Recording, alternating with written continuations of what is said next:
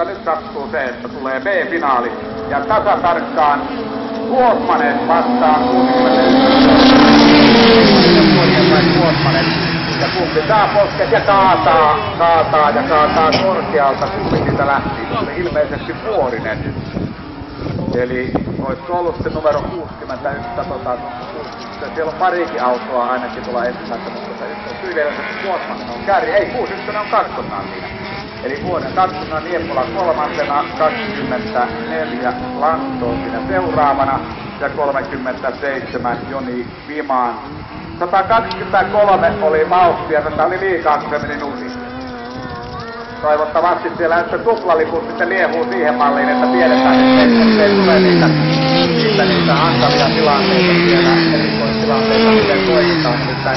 Sitten se turpakäräjät alkaa, kun siellä käy sillä tavalla, että törmää sivutenkin kuin esteeseen, niin alkaa olla vähän käypä papereiden päällä. No niin, ja kyllä näyttää siltä, että Nintian kuljettaja Jussi Kuosmanen Racing Fiatilanta, jos tuo puolitoista kierrosta vielä menee samaan tahtiin, niin on aika vahva ehdotus tuoda päivän päälähtöön Seiska-radalle.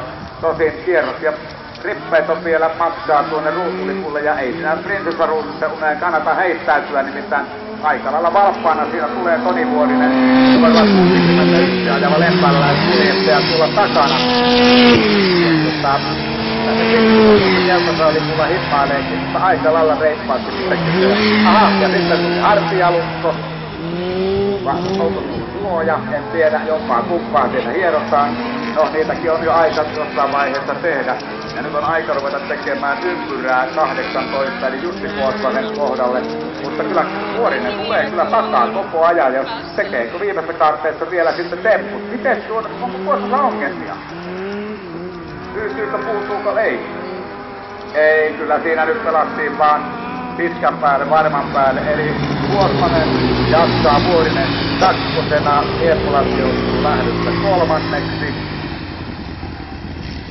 Neljänneksi tulee Vimaan, viidenneksi 20.